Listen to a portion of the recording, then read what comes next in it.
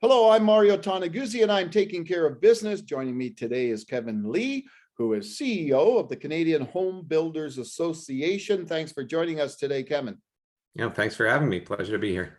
Well, I found interesting a housing market survey that the Builders Association has released today on the fourth quarter, the housing market index. What was interesting was that the builder confidence right now is at a record high, all-time high. Why is that? Yeah, it's really quite incredible. I mean, obviously, nobody ever would have predicted through a worldwide pandemic that we would also have a worldwide housing boom. But that's exactly what has happened in Canada and most developed countries around the world. And at the start of 2021, we had reasonably high builder confidence. Things were starting to shape up. Lumber prices were getting under control and starting to come down.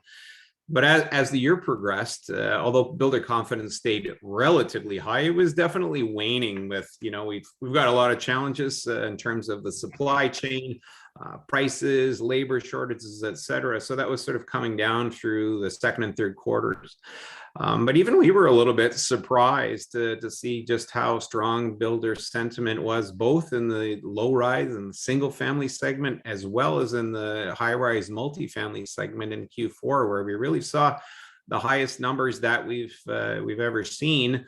And that's really a function of consumer traffic going through the sales centers and making purchases. And I think also a sense from the industry that hopefully in 2022, things are going to start to get better. We know it's going to be a bit of a drawn out process, but prices should come back under control to a degree. The supply chain should get better. And if we've still got good traffic and we're able to handle it now, hopefully it'll be even better as 22 unfolds. Well, let me just ask you, first of all, about the market itself and the appetite by consumers for new home construction. Now, we all know in the resale market, it's been a record year in 2021. Can you describe what happened for new home construction in that year? It was pretty much a record year for new construction as well. I mean, you have to go back to the 1970s to find a year that rivaled 2021 in terms of housing starts. I mean, you're talking about 271,000 housing starts. We average about 200,000 historically over time. So it really was a big number. And, that was really impressive, especially given the challenges that we were facing in terms of the supply chain and labor shortages. So a very strong year, again, both in low rise and high rise. So, when you look at those numbers for that past year, what are some of the main factors that's driving demand for new homes?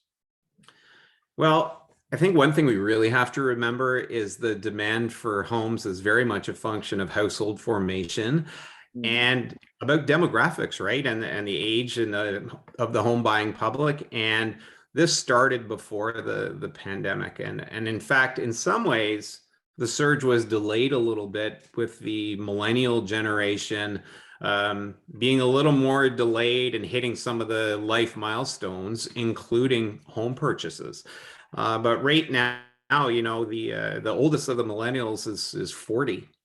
And so they're in move-up buying mode. The youngest ones are maybe still, in first-time homebuyer mode. But just in terms of pure demographics, we've seen that kind of surge. And then you couple the factors on top of that from the pandemic with people being able to move further away from downtown cores, which tends to make things a little bit more affordable. Now, granted, house prices have been going up and everybody's aware of the house price escalation, but when you can buy further away from downtown, it opens up your opportunity. So there have been a lot of factors that have been driving home purchases. And of course, Canadians know the value of purchasing a home and rather than paying rent. So it's been quite a year.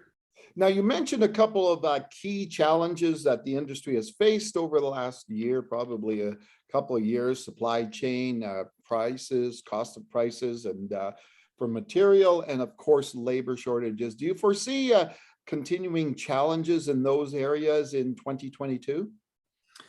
Unfortunately, we do. Now it should start to get better over the course of the year. But even, the Bank of Canada is looking at the next year as being one of unwinding in terms of the supply chain, but it's going to take more than the year for things to get back to normal. And so we do see higher prices as a result. And the other thing is it's harder and harder to finish houses on time. And we've seen that closing time for house completions increasing over the course of 2021. All right, super. And as you look for the rest of the year in 2022, what's kind of the outlook for the industry? Well, I think it should be a pretty strong year based on our industry sentiment survey and coming off the year that we just had. It's definitely going to be a year where, trying to get enough labor is going to be tricky. Right now, the average home time closing in terms of delays has gone up to 10 weeks. So you're talking about 2.5 months off what was projected by builders under normal circumstances. So, it's going to take a while to get those timelines back under control, and hopefully the price of goods will get better. The labor shortage will continue to be a challenge for an industry. Skilled trades are harder and hard to come by, not just in home construction, but in all industries.